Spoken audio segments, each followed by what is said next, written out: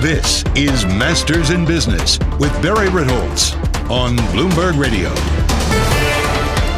This week on the podcast, I have an extra special guest, somebody I know for a long time. Perth Tolle is the founder of the Freedom ETF, based on an index that she helped to create using metrics designed to emphasize the economic and personal freedoms of different countries. She'll tell us how she starts with a data set from various think tanks like Fraser and Cato that rank countries based on their freedom indexes, and then proceeds to put them through an algorithm that she helped to create. And what you end up with is a list of some of the most innovative free emerging market countries in the world that also end up doing really well. And in fact, over the past couple of years, when you see how poorly China has done, and obviously Russia's have seen all its stocks go to zero, those have not been in her funds. And so on a relative basis, her fund has done really quite splendidly. You avoid some of the worst countries in the world in an EM index, obviously you're going to do well. On an absolute basis, they've done well also. Just go punch in FRDM and you could see how well the fund has done over the past couple of years. It's about $200 million in assets. It's just turned 3 years old and just became a 5-star Morningstar ranked mutual fund. So really quite fascinating. If you're at all interested in ETFs, emerging markets, or innovative new ways to slice and dice the world of assets, I think you're going to find this to be a fascinating conversation. So with no further ado, my interview with Perth Tolle. This is Masters in Business with Barry Ritholtz on Bloomberg Radio. I'm Barry Ritholtz. You're listening to Masters in Business on Bloomberg Radio. My extra special guest this week is someone I've known for a long time. Perth Tolle is the founder of the Life and Liberty Indexes. She is also the sponsor of the Freedom 100 Emerging Markets ETF. It's a first-of-its-kind strategy using personal and economic freedom metrics as key factors in driving the investing process. Perth has lived in Beijing and Hong Kong. She currently lives in Texas. And her experiences overseas is what helped lead to the Freedom and Liberty Indexes. Perth Tolle, welcome to Bloomberg. Thank you for having me, Barry. I've been waiting to do your podcast for a very long time, and I'm honored to be here. I'm thrilled. I'm thrilled to have you. So let's start with the basic inspiration. I love the concept, and it's amazing nobody thought of this previous to you. What was the inspiration for the Life and Liberty Indexes? So the seed for the idea was planted when I went back and lived in Hong Kong after college. I was born in Beijing, and I grew up in both China and the U.S., going back and forth between the two countries. After college, I went and lived in Hong Kong for about a year, reconnecting with my dad's side of the family. And while I was there, I traveled to the mainland, to Beijing, Shanghai, Shenzhen, and I saw things that, as a person who grew up in a free society mostly in my formative years, that shocked me. And I realized that my life would have been very different had I stayed in China for my entire childhood, and as opposed to having come to the United States. Mm-hmm. So it made a difference in my life, and I realized that it was freedom that made that difference. So let's talk a little bit about both personal and economic freedom. How do you use these metrics as creating an index which the ETF is based on? So the metrics that we use come from third-party think tanks, the Cato Institute and the Fraser Institute, mm-hmm. and this keeps all the metrics completely quantitative and independent. So we think it's very important to have metrics that are robust, that are independent, and that are quantitative. And so the Cato and Fraser data set that has the human freedom metrics encompasses both personal and economic freedoms, and they rank 165 countries in the world on these 79 different metrics. We take the 27 country emerging markets universe mm-hmm. and just look at those countries. And those scores for those countries based on the 79 metrics is the primary factor that goes into our country weighting. All right, so you have 27 EM countries. Yes. You're looking at the freest ones in terms of economic freedom and personal liberty. And then from that list, how do you go about selecting the companies from within each country. Yeah, so let me just run down the whole process just quickly for you here. So first we had those 27 countries, and currently we're using the same country set as MSCI because most of our clients do benchmark to MSCI. Now, we're not bound by that though, so in the future we may add or subtract certain countries from that universe. Right now it's the same as MSCI. First, after we have that universe, we look at which countries are actually big enough and tradable enough to be in an ETF, because this was always designed to be an ETF. So you need liquidity and volume size. And the ability to get money in and out of the country. Yes. But mostly we're looking at the market cap of the country here as a ratio to world market cap. If you don't meet our minimum ratio, then you're out, even if you're very free. So this actually eliminates very free markets like Czech Republic, which is too small, Peru, which is not liquid enough, and it also eliminates some very unfree markets like Egypt because of size. So once we have those eliminations based on market cap ratios. And just to clarify, when you say size, you don't mean size of the country, you mean size of the companies, the market cap relative the market cap in the country. So you don't want micro caps in your index. Got it. So we want to keep it very liquid and very tradable. So once we have those countries eliminated, then we have about 18 countries left in the eligible universe. And these are the countries on which we apply the freedom weights. It's 100% freedom weighted. It's not a tilt, and it's not an overlay. And the reason why we do that is because with market capitalization weighting, which is the standard for most indexes, including emerging markets, you end up with a lot of autocracies with this universe. So the emerging markets universe is filled with autocracies and countries just coming out of autocracies. Such as, give us some examples. Like China, Russia, Saudi Arabia, Turkey, Egypt, and so forth. So by freedom weighting instead of market cap weighting, we're seeking to solve that problem of these autocracy-heavy concentrations in the emerging market space. And so we created this for people who want to have that exposure to emerging markets, people who always have either a strategic allocation or just always want that emerging markets exposure, but without funding autocracies. So we've never had any China, Russia, Saudi Arabia, Turkey, and so forth because of freedom weighting, not because we've arbitrarily excluded any country, but it's just a natural result of that freedom weighting. So you have the set of 27 countries in MSCI that gets reduced to 18 by size. Right. And there have got to be thousands of potential companies within those 18 countries. Right. How many do you select and how do you get there? So most important part, once we have those 18, we do freedom weight those 18 countries. As part of that process, the worst offenders are excluded. So the lowest scorers are excluded out of this in this process. And the best of those 18, and typically it's between 10 and 11 countries, are included in the index. And that is a completely objective process. Sure. That's rules-based, and my subjective opinion doesn't factor into that at all. So now you're down to 10 or 11 countries. How do you take, how many companies do you take from each of those countries? Yeah, so we take the top 10 largest, most liquid companies in each country that is not a state-owned enterprise. And that's the only thing that we do on the security level. So we're just taking the largest, most liquid companies that are non-state owned.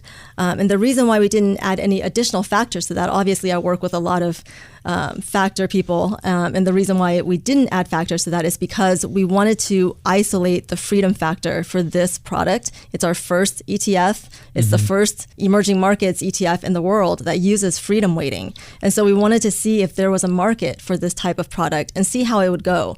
And we're very happy with the results. Yeah, so you end up with 100 to 110 companies, more or less, and that's what's in the ETF. Yes, so currently there's 11 countries and there's 110 securities in the ETF. In the previous 2 years, there have been 100 securities and 10 countries. And that's why it was called the Freedom 100.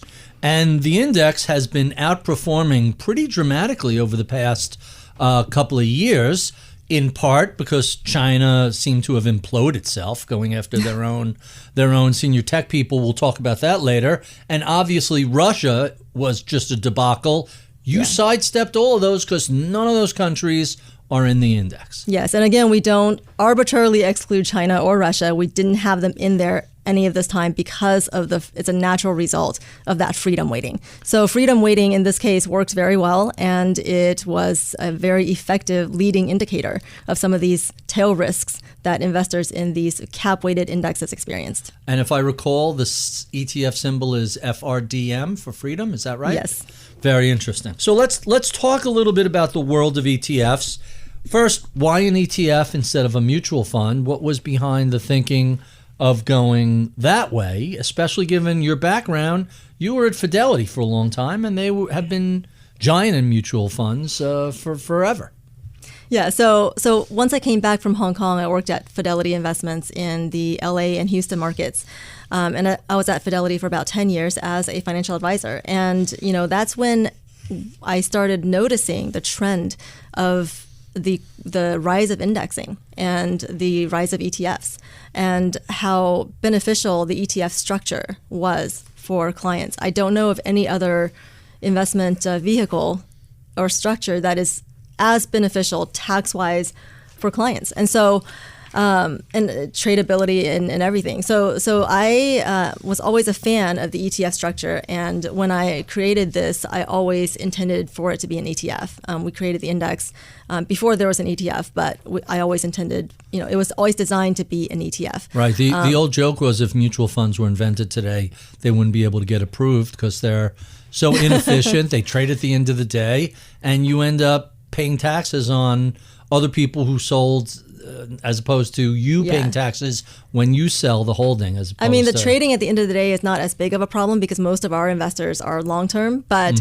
that tax efficiency is just so hard to beat in any other type of vehicle. So who are your investors? Do you have any idea who owns the ETF? So right now, we have about 200 million under assets. And so it's just beginning to be big enough to get noticed by institutions. So we're getting more institutional requests at this time. We just had a family office demand that we get approved on Morgan Stanley, and they just approved us. Oh, that's great.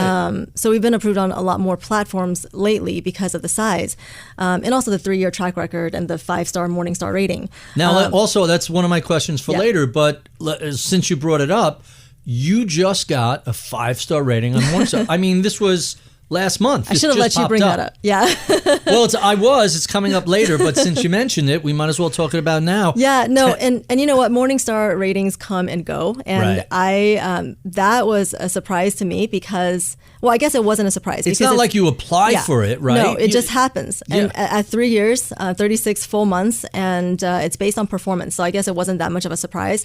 But, what I really appreciate about that is that I didn't expect this strategy to play out, the thesis to play out this well, this quickly. And for it to have done that in this exact 3-year period of time when the Morningstars come out, just all the stars had to align for that to happen. No pun intended. And we all know how hard it is to get 5-star Morningstar rating. Yeah. And so for us to have that right out of the gate, I'm very grateful for that. And I don't take much credit because a lot of that is stuff out of my control. We can't control the market. So or geopolitics, or who's going to invade what country, exactly. or all these things. Sometimes, it doesn't hurt to be smart, but being lucky goes a long way. Yeah, I think we were set up well just because freedom weighting, obviously, is the reason why we didn't have any China or any Russia. And that helped us tremendously and our investors to avoid that risk. So here's the question, and pardon my naivete, but the fund has been doing really well. Mm-hmm. Geopolitical events have worked out perfectly for the Freedom ETF. But go back in any decade in history, and there are very similar bad actions by bad actors, autocrats, dictators, all sorts of other folks. The question, and I don't know if there's an answer to this, the question I want to ask is, how come nobody ever thought of this? I mean, it's one of those ideas that in hindsight is like, oh, of course, you pull out the worst players in the geopolitical world, of course your performance is going to be better. Has anyone ever explored this idea before? You know what? I would think so. Actually, my friend Rob Arnott, who is one of our investors and my first investor. I do recall I think I introduced you. You know to what? You always say that, but on But it's your not true. podcast, I'm going to say I met him on the seaplane. That's right, flying into Kotak. That's Yes. exactly right. I do remember that. So when I left Fidelity and I started doing this very slowly, I called research affiliates and I was like, hey, you guys do non-cap weighted indexing. We want to do non-cap weighted indexing. Do you want to work together? And they were like, no, please go away. Couldn't get past the first gatekeeper. And then when I went to Camp Kotak. And Camp Kotak, it's because I was on a panel with David Kotak, BlackRock, and Morningstar for a CFA Society's forecast panel that first year. I had no idea what I was doing at the time. And afterwards, David invited me to this camp and I was like, what is this? It's like 50 economists that go fishing in the woods next to Canada for 3 days with no Wi-Fi. And actually my friend said you should go because Barry Ritholtz goes to that camp. Get out of here. Yeah, it was Christian Magoon at Amplify who said, Barry Ritholtz goes to that camp, you should go and you can meet Barry. And so you are partly responsible for me going that year. That's very funny. In more than one reason. And you're also responsible for Rob going that year because he lost the bet to you. Jeez, and he went to pay that bet. He doesn't go every year. You notice he hasn't been back since. And before that, he was there maybe 5 to 7 years prior. He took advantage of me. I was very, very drunk when he said, let's make a bet. And I'm like, it was an out-of-body experience. I watched my right hand go up and shake his hands, and the back of my brain was, what the hell are you doing, you idiot? That's a lot of money. And he decides to show it with a brick of cash. It was a brick of cash. It wasn't even a check. It's like, whack. It's pretty hilarious. So that's a funny coincidence. So I vaguely remember introducing you to Rob out on that deck, not realizing you guys flew in together. Yes, we flew in on the seaplane because I called the seaplane company the day I was coming in. And I was like, I'm coming in from LaGuardia today. Is it too late to get a seaplane? And they said, no, you can share with Rob or not. Here's his flight number. Just go intercept him at the airport. And I did. And I was just like that. Yeah. I was like, hey, did they tell you we're going to be riding together? And that's how we met. He heard the idea. Wait, you pitched him on the plane I with did. all that? It's loud and buzzy, and you're literally you have those headphones 500 feet over the swamp. You see moose and stuff running around. I believe he asked what I do. So okay. So it wasn't out of left field. Yeah. So he was one of your earliest investors. He was the first one. He invested after camp. He into the GP committed, though, into the company, not Right. as an investor. That too. So after camp, he committed to being the first investor in the, at the time, non-existent fund. Mm-hmm. And then a while later is when I found out I would have to launch the fund myself instead of just licensing the index. And that's when he became a GP, an LP investor. So who else, when you say you have to launch the fund yourself, aren't you running this with another group that helps manage? Yeah, so my initial plan after I had the index, and this is when I met him and you at Camp Kotak and there wasn't a fund yet, was to license the index to like iShares or Vanguard Right. or someone. I talked to iShares, they didn't want it. I talked to everyone and no one wanted it. So eventually I just had to launch it on my own. And that's when I said, okay, I'll need to raise funds because the operating costs for an ETF are pretty it's steep. not insubstantial. It's between legal and compliance and regulatory filings, and it's $250,000 to $500,000 easily. Well, in addition to that, in emerging markets, we actually give you access to local shares on local exchanges. So we pay the custody costs of giving you that access to give you that market exposure.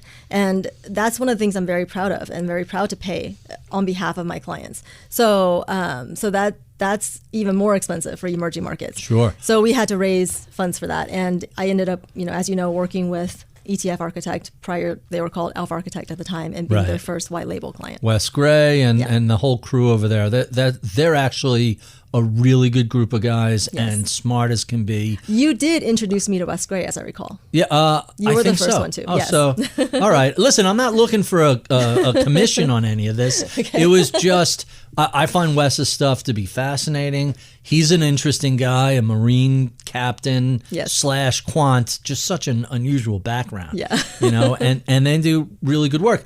I didn't realize they changed their name from Alpha Architect to ETF. No, they Architect. didn't change their name. They separated the entities. Oh, so you have ETF Architect as one group. That makes sense, Yeah. and then Alpha Architect as another group. Well, say hello to Wes for me. I really like him and his crew. So we went over 27 countries down to 18, down to 10 or 11, and 10 most liquid companies within each country. How about rebalancing? How do you go about, over the course of the year, keeping things in line with the original balancing? And then how often do you make changes in the index? Yeah, so we rebalance once a year because the human rights data comes out once a year. So the personal and economic freedom data. And it comes out around the end of the year, so we rebalance the third Friday in January. And then we leave it until the next year. If something happens in between, we don't respond to it immediately. We have to wait to rebalance. There is a rule that if a country falls more than 5 points on one of our scales, that we do kick it out, even if it's already in the index, but we do that at rebalance time. So there's basically it's a freedom decline momentum rule. And the reason why we do that is we found that freedom, when it increases, it does so gradually. And when it decreases, it does so very quickly. Right. And so we don't want to be catching that falling knife, so to speak. The only country that's ever triggered that, it was Turkey, and that was before the ETF existed. It was when it was just the index, and that was in 2018 rebalance. And it was because they fell more than 5 points on the previous year's scales, and they've never made it back into the index since. So hypothetically, if pre-Erdogan Turkey is in your holdings, and then someone comes in who's an autocrat who removes democratic election rules and imprisons his political opponents, they could end up staying in the index for the balance of the year? Or if it plummets that 5%, you kick them right out? They would end up staying in there until the rebalance time. The next year. So. And the reason, part of that is, there is a lag in there, but we found that these types of political changes do take time to show up in markets. So it doesn't happen immediately. If you notice, elections are very often mispriced for this reason. It takes a couple years for these things to show up. I do the freedom meetings with our econometricians at the think tanks every year. And one year I was there with the Polish delegate from the Polish think tank that works with our freedom guys. And this was right before the PIS government got into power, if you'll recall. And they said, okay, we're about to elect this ultra right-wing kind of crazy government, and they're going to have constitutional majority probably, but it won't show up in the markets for a couple of years. And it happened just as he said. Poland was still the best performing market in 2017. Wow. In 2018, they fell to number 4 from number 1 in our index. And they've stayed basically in the middle since. But now, they're taking a lot of steps to support Ukraine in their stand for freedom. So I'm glad they're in there. I'm glad they're one of the top 4. But they did show that decline, but not until a few years after that government came into power. Because what happens is our data providers, they look at what's actually happening on the ground. They don't just look at, okay, what we expect to happen. They're not trying to predict the future. We're not trying to predict what countries are going to have the best freedom momentum upwards. We catch it on the downwards, but not upwards, because we can't predict the future. If we were to do that, we would have invested in Argentina a few years ago. Right. Or some of the worst countries, because they have the best kind of trajectory, like expected improvement possibilities. So we don't do that. We take the absolute freedom level at the time of measurement relative to their peers. And there's no 100% free market, and there's no 100% unfree market. It's all a gray zone. And so it's just relative to your peers. When we just take the freest countries, all of these countries have problems. Even the developed markets, even the United States, we're not 100% free here, obviously. So all countries have their issues, and we just try to pick the ones that have the strongest institutions, best rule of law, best individual and investor protections, private property rights, intellectual property rights, things like that, and just make sure we're giving our investors the exposures that are the freest of that universe. Let's talk a little bit about what's been going on in China and in Russia, starting with China began cracking down on some of its tech leaders and technology companies a couple of years ago, and it was really surprising to see a government really start bashing their own economic leaders. When you're looking at that from a distance, you have to be thinking, well, I'm glad I don't have these guys in my index. You know what? It's a bittersweet thing because it's good that we didn't have them in there, but it's a terrible thing what's happening because being from China, I want China to succeed. I want them to be free eventually, and a lot of people like myself years ago thought that we were on that trajectory because China increased in their freedom levels a lot in the last couple of decades. They went from abysmal policies under Mao to not so bad policies. They opened up economically and, had great success there. And their GDP grew tremendously. And that was very real growth, people lifting themselves up out of poverty and very powerful growth story of the past because they are. Why do you say that growth story of the past? You don't think there's a lot of growth ahead for China? Exactly what you just mentioned. So the star sectors like tech are now being cracked down on.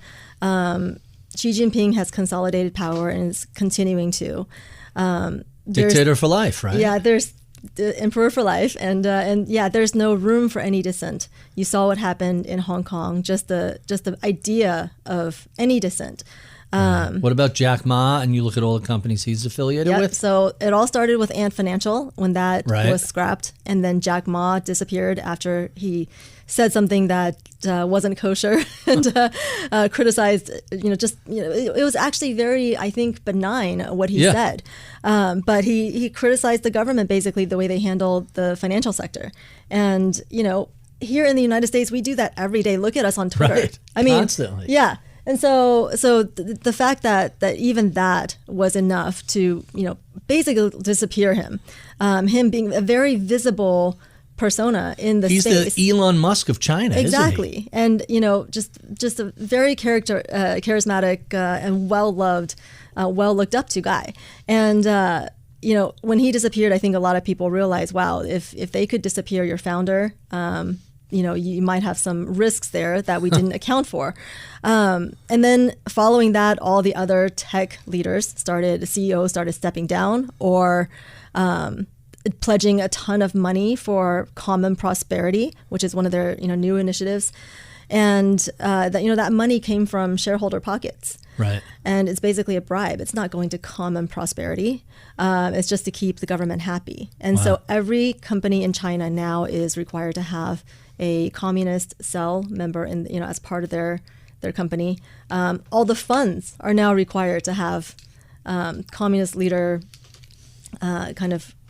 it's like the old mob bosses with overseeing that. Hey, Freddie's going to show up and he's going to make sure everything's done right. It does have that feel to it. Right. And so this is very scary, actually, for someone who, I root for China. I want them to succeed. I thought they were going to be much more successful at this point. But that's the one problem is they're reversing these policies and going back to very unfree, even economically, policies. The other problem is the demographics. Mm-hmm. So the one-child policy. For a long time, right? By the way, there is a lot of literature and analysis and even books written about how China effectuated the one-child policy. Yeah, so the one-child policy led to 30 million missing women in China.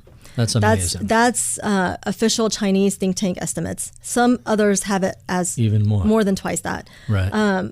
And this is a hard issue for me because when I went to China, as I mentioned, I traveled to Shanghai, to Beijing. I was 23 at the time, and I had a friend in Shanghai. Her name was Maggie. She was the exact same age as me, just like all of my American friends in every way, except she didn't exist on paper. She was one of what's called black children who went to school under a fake surname. Because she was the second child? She was the second child. Wow. And her parents chose to register her brother for existence, basically. So so no school records, no hospital records, no state benefits. So it was basically, everything else. And that's when I realized, wow, that could have been me. She was the exact same as me in every other way. And so that affected me in a profound way. And also this policy affected our generation in a profound way. Not only are there 30 million missing women, there's 30 million men who had no prospect of getting married or finding a wife. And what do you do when you have no prospect of ever, having a family? You join the military. Right. And so that led to a huge military buildup in China as well. And so This is a policy that made me realize, okay, so policies matter, governance matters, and these types of things have a huge impact on the future of a country and a society and an economy. And so that's actually what led me to start exploring these relationships between freedom and markets. So it's funny you said governance matters. I was discussing when we finally managed to book you for the podcast, I was discussing this with, I won't mention their name, but we both know them. And they said, well, how is what China is doing to their tech sector any different than what Trump did after he got elected? And I always find it weird when I'm in a position of having to defend President Trump. It's like, hey, you can't compare obnoxious tweets trashing a company with actual government policies that force companies to pay a corrupt tax, have people added to their boards by force, disregard the rule of law, sanctity of contracts, sanctity of private property. As crazy as the Trump era was, it was a lot of noise, at least until January 6th. But I mean, during the Trump administration, it was more noise than actual policies such as we've seen in China. Yeah, I think there's a few differences there. Now, first, I don't know who you're talking about, actually, but but I want to say they have a point in that every country has these issues, and it's just different degrees, right? So we may have had it, we have regulations that affect how our companies operate here, Trump or no Trump, and there's a certain degree of government interference in private markets everywhere. So it does happen everywhere. We happen to be one of the least worst, I think, in the United States. And in China, it's very different. One reason is you can't push back against it. So here you see any kind of policy going into place that people don't like, there's a huge amount of pushback. Yeah, look at all the protests post-Supreme Court overturning Roe v. Wade. If that had happened, to the streets. You can't do that in China. If that happened in China, do you think people could protest a one-child policy in China? No. Do you think they could protest when it went to 2-child and they're like, well, why did you make me only have 1 child? And when it went to 3-child? No, nobody could protest that. In fact, you would be prosecuted for protesting. You would be disappeared. So I can't launch a fund like this in Hong Kong. I mean, I would be arrested because of national security law. So the institutions in place, right, are important for pushing back, for checks and balances. There has to be a plurality of political parties. There has to be a system of checks and balances, independent judiciary. There has to be a free media as a force to keep government accountable. And so these are all things that we find in freer markets that we don't see in the less free ones. So you can have a crazy person in charge, but if you have stronger institutions, if you have some checks and balances, free press, that keeps, power from getting out of hand. So let's talk just for a moment about Russia. Obviously, they've become an anathema given the invasion of Ukraine. But even before that, you didn't have Russia in the ETF. Tell us the reasons why a country like a Putin-led Russia just doesn't make it into a freedom index. Well, their freedom score from the think tanks was too low, and that's why How low is too low? So you have to be higher than your peers, and our algorithm assigns positive and negative weights. The negative weights are excluded. So they were... How low were they is what I'm really getting to. So Russia ranks a 6.23 out of 10. Right. As a comparison, Kuwait is 6.34, India is 6.39. And then you get into included countries, Philippines, 6.83, Thailand, 6.89, and so forth.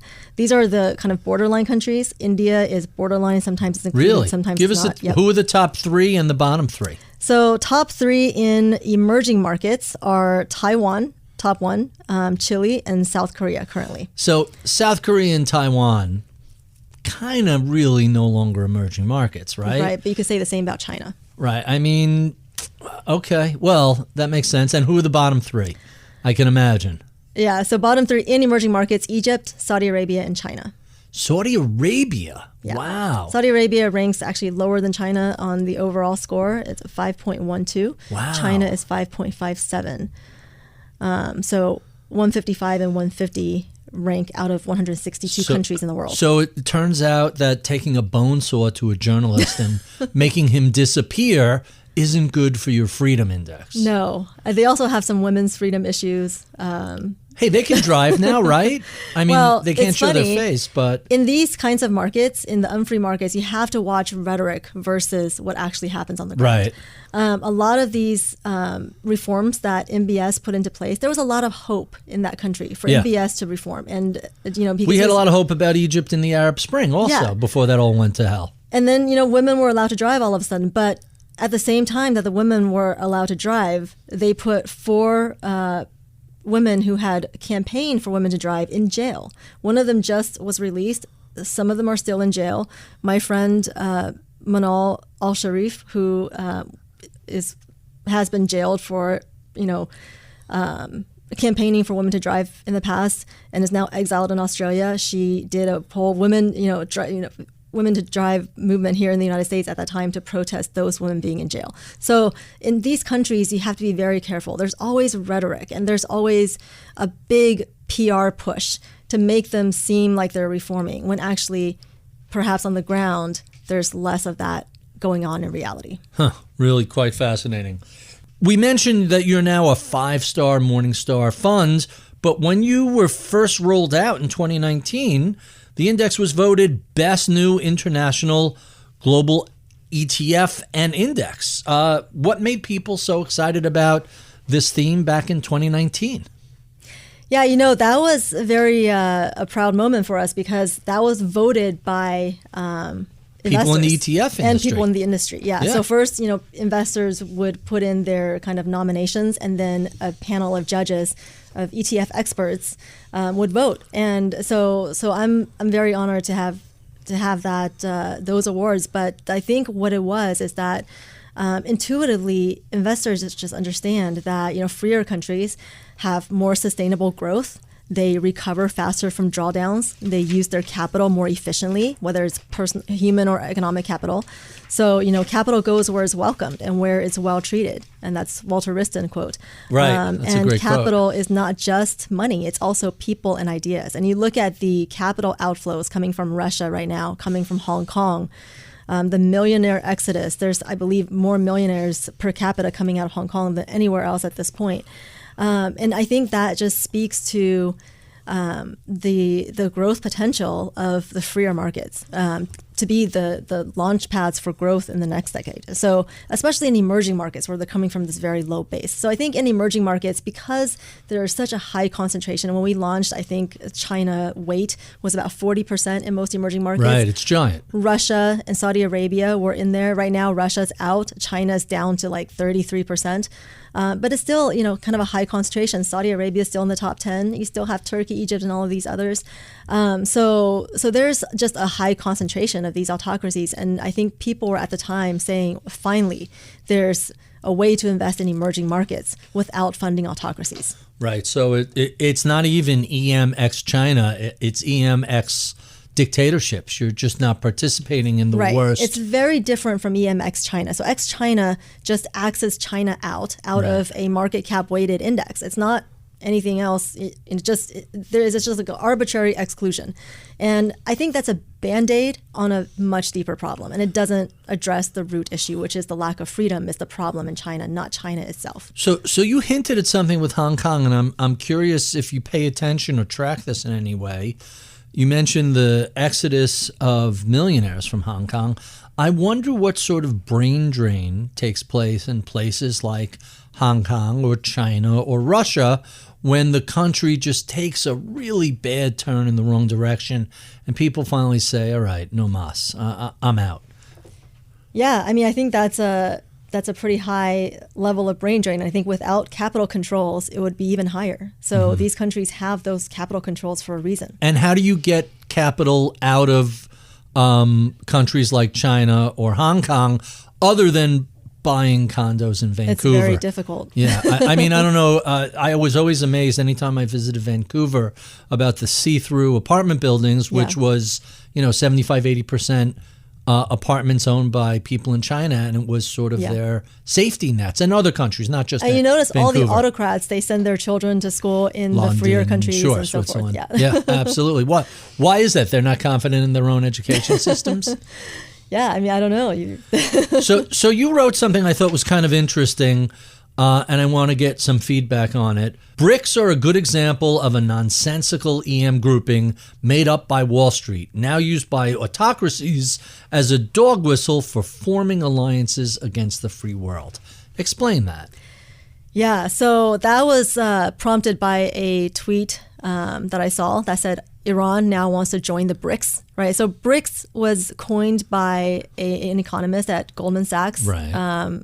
Like 2001 or something. Maybe even longer before that, right? Okay. Brazil, Russia, India, China. South Africa was added later. Oh, really? Yeah, but mostly Brazil, Russia, India, China. And so they coined that phrase, grouping these countries, but there's nothing in common among these countries, except they're all emerging markets. So they're all coming from a low base. So it really made no sense, except that it made an acronym. And Wall Street, I think, sometimes doesn't realize or consciously denies its own powers. And, we created that acronym, and then these countries started something called the BRICS Summit, right? So now they're a summit, so kind of a competition to the G7 and so forth.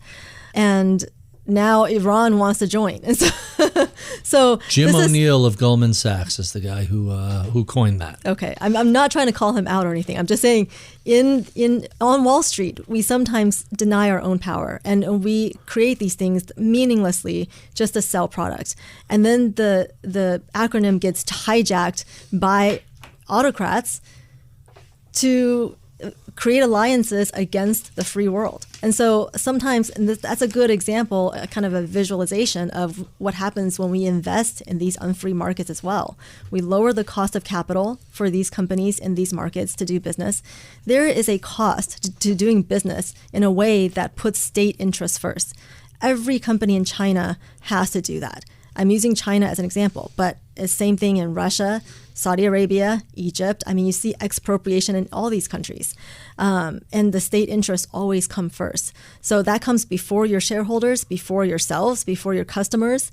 And there's a cost to doing business that way. And we are subsidizing that cost by investing in these places, in these companies. And also these companies typically have very poor accounting standards, very poor transparency. We don't know who the actual owners are. And so you could directly be enriching autocrats and their cronies because we don't know the ownership of a lot of these companies. As long as the regulators are getting their little payoff on the side, what do they care if the accounting is right? As long as their numbers add up. And we have ourselves to blame for that. It's our regulators that allowed this, our lawyers who wanted to make money from this, our investment bankers, and our, Wall Street, us. So we have a lot to be responsible for here. And I think sometimes Wall Street, carelessly makes these things up like BRICS. Okay, what is that? It doesn't make any sense.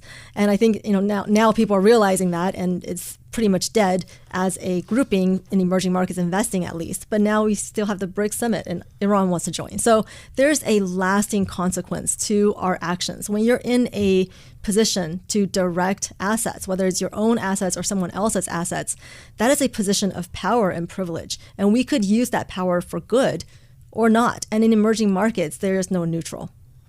Really, really interesting. I recall reading not too long ago, and it actually might have been on Twitter, that the A share investors, meaning the local investors in China, get treated very different than the B share investors. And if you were a B share investor in China since 1990, you haven't done that well, whereas the A share investors did pretty good. Yeah, so the MCHI index, which is the MSCI China index, tracks both onshore and offshore shares, very complete picture of investing in China. Since its inception in 1992, it has had lower than treasury-like returns. So lower than... For the B share, the outside investors. For both onshore and offshore. Oh, really? Yeah, together. So wait, all 30 investors, years of the biggest growth spurt of any country on an extended basis, and it didn't beat treasuries? Correct. It's abysmal. And now why is that? Is that because so much skim was taken off the top for the local... There's a lot of dilution. There's expropriation. Expropriation, define that. So expropriation, I define that as basically money. Nice business you got there. Shame if something happened to it. Yeah. So government, for example, in Egypt, there was the largest dairy company. The government wanted to take it over. The founder said no. He was put in prison. His son said no, was also put in prison with him. Wow. So this happens in all these unfree markets. It's not just China. I know I pick on China a lot, or seem to, because they're just such a great example. They're exhibit A for all of this stuff right now. Right. So yeah, that happens in all of these countries. In China specifically, you see this major drag on emerging markets indexes as a whole because they have such a large allocation. And so emerging markets as a whole hasn't done that well in the last decade or more. So that leads to the opposite question. If investing in these autocracies and unfree countries help some of the worst leaders in the world, what is the positive for investing in the freer countries that respect economic freedom and individual liberty? Yeah, so freer countries have a lot of benefits that are beyond even economic benefits. They have higher life expectancies. They have lower infant mortality. They have lower gender inequality or higher gender equality. They have higher GDP growth, higher income per capita, lower poverty rates. Even their poorest quarter of their incomes are much wealthier in the top quartile freest countries than the bottom quartile of the least free countries. So wow. The poorest people in the freer countries are much better off just by being in a freer country. So all of these benefits of freedom are kind of nebulous. They're hard to visualize. And what we try to do with the FRDM index is to be a running scorecard for freedom in the emerging markets. Because there are a lot of benefits. Investment-wise, these are the countries that have more sustainable growth, recover faster from drawdowns.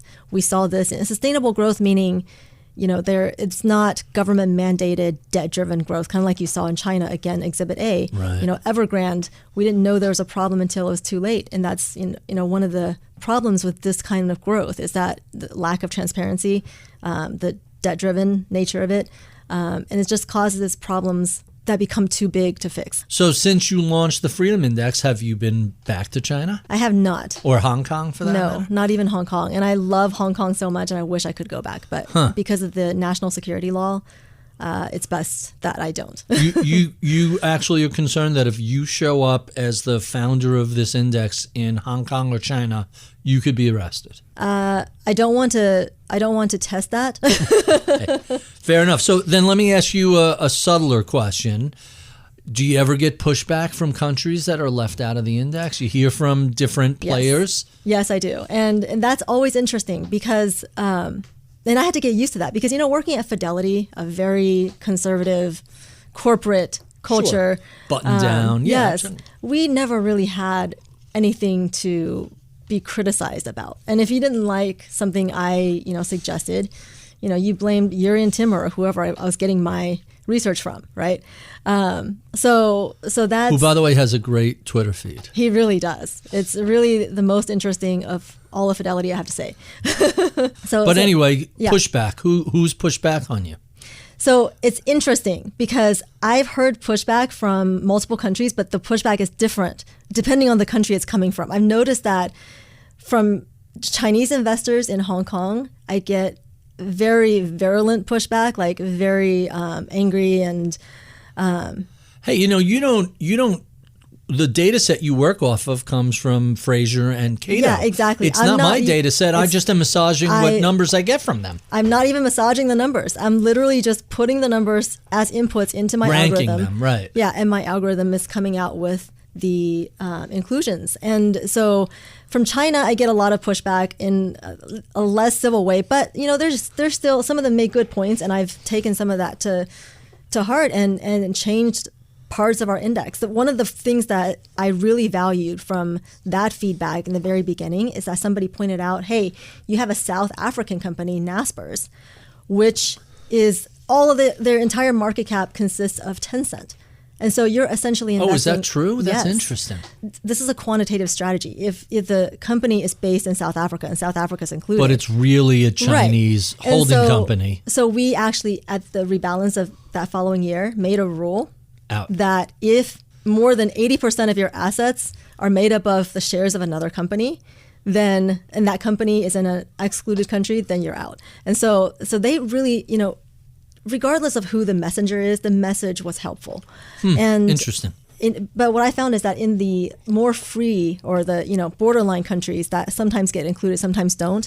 I was in New York a few years ago when Brazil was not included in the fund, and I was in a subway and I ran into a couple of Brazilian human rights lawyers. And so we were all waiting for the same late train, and I found out they worked in human rights, and I was there for a human rights event, and so we started talking, and they were like, "Hey, is Brazil in your index?"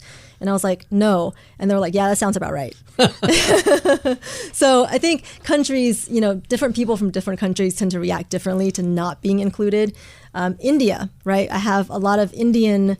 We have a lot of Indian fans actually because India tends to have a lot of fights with China, so they like that we don't have counterbalance, China, sure. but we also now don't have India, and because India a couple of years ago it increased their repression of the Kashmir peoples. They had increased incidences of government intervention in media, and they blacked out protests in places that had.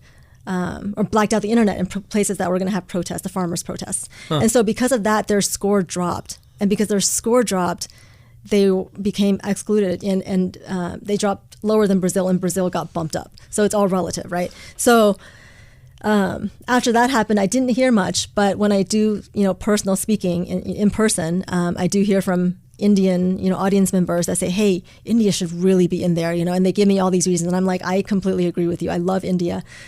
Unfortunately, my subjective opinion doesn't matter at all. It doesn't factor in at all. But, it is a borderline country, and it could make it back in at any time. For a long time, it looked like Brazil was really going to be a very modern, democratic, industrialized nation. But like so many other countries in South America, they seem to have, faltered, stumbled a little bit. Of all the countries that are right in that borderline zone, what do you think are the ones most likely to end up back in the index over the next couple of years?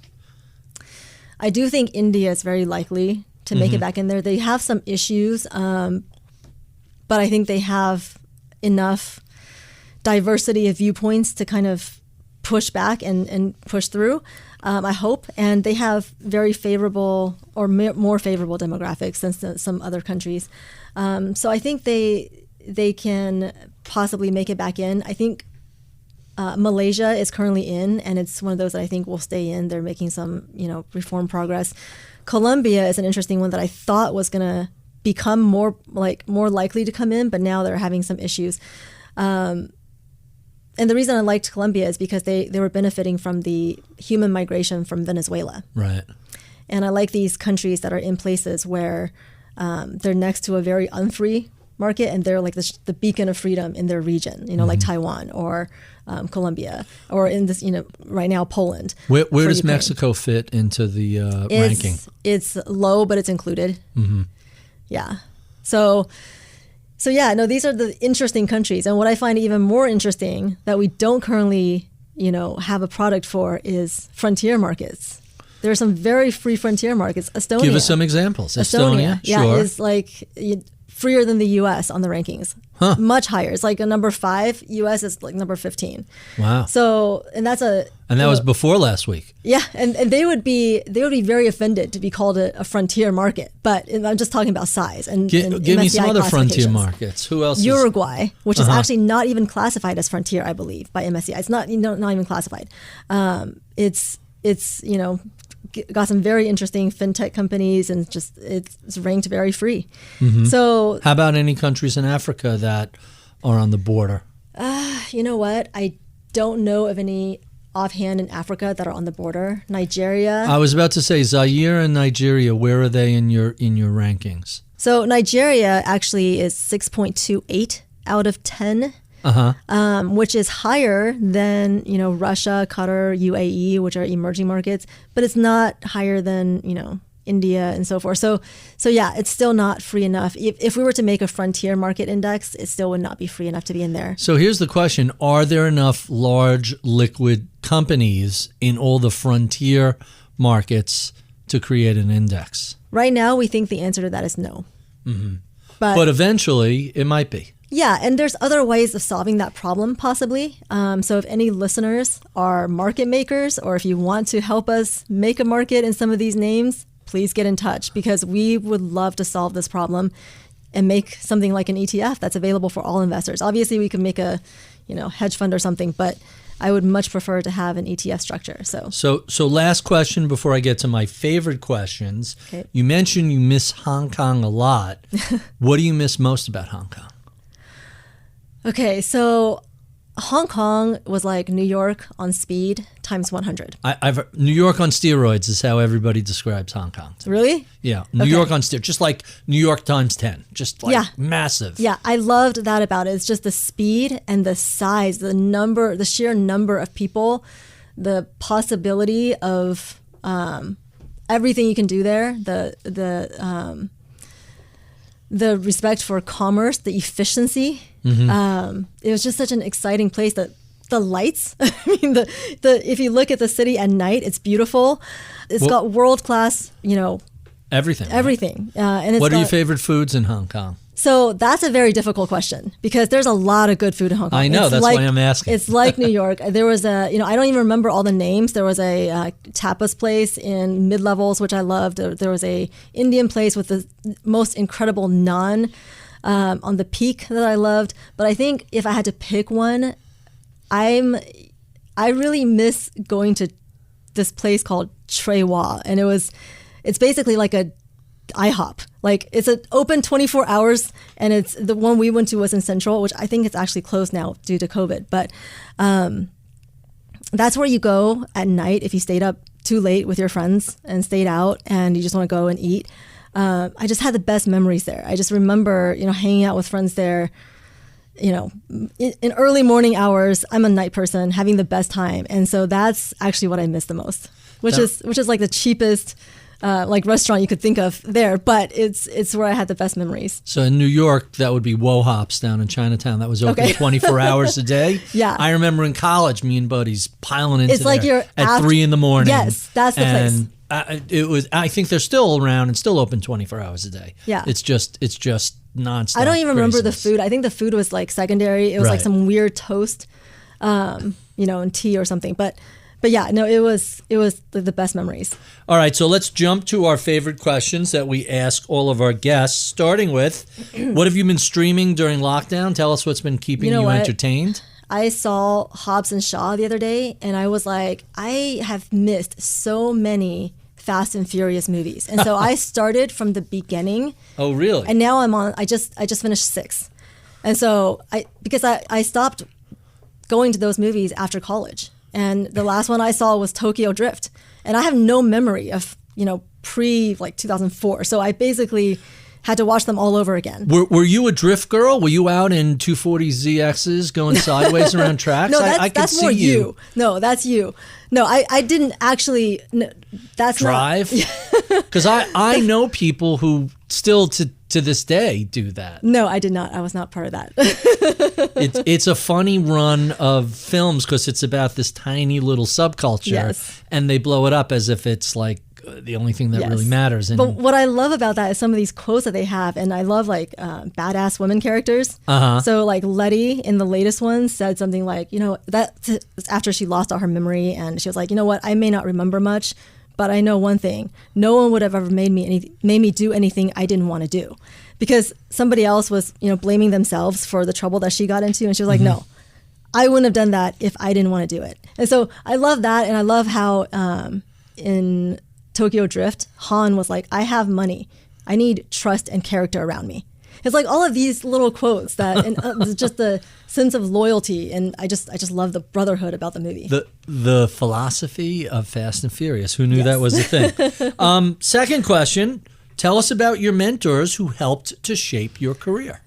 I mean, you hear the quote that if you're the smartest person in the room, you're in the wrong room, right?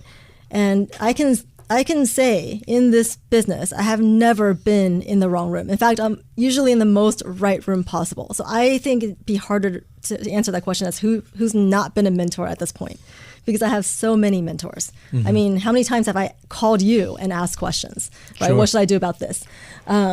all my, ETF brethren who have their own products, right? I talk to them, I ask them questions all the time.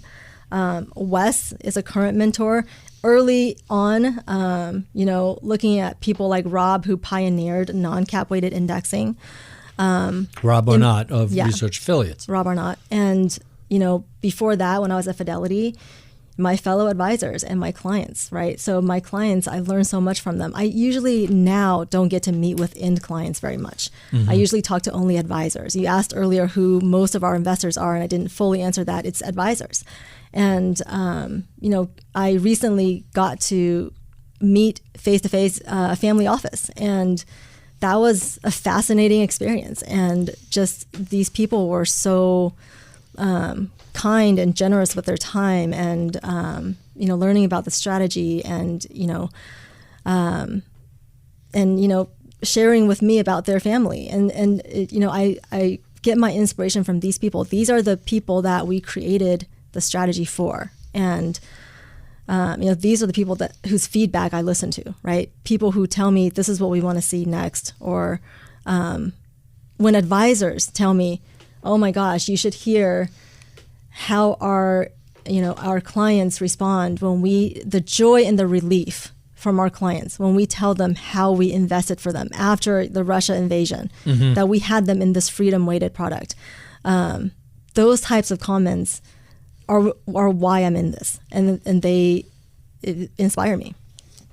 Really interesting. Let's talk about books. What are some of your favorites, and what are you reading right now? So right now, I'm actually reading the book about Bogle, the Bogle Eric effect. Balchunas' book. Yes. Yep. It's I'm fun. about 3/4 of the way through that. How are you enjoying it? I'm enjoying it very much. I'm probably on chapter 3. I was aghast reading it, and I'm reading this quote, and I'm nodding my head in agreement with it, and then I realized, oh, I know I am in agreement with that. It's because it's you. It was pretty like, oh my God, talk about confirmation bias. That was embarrassing. No, I love how he put so many of our friends in there, and just like so many quotes. It's like reading a book with all of your friends' quotes in there. So I love that.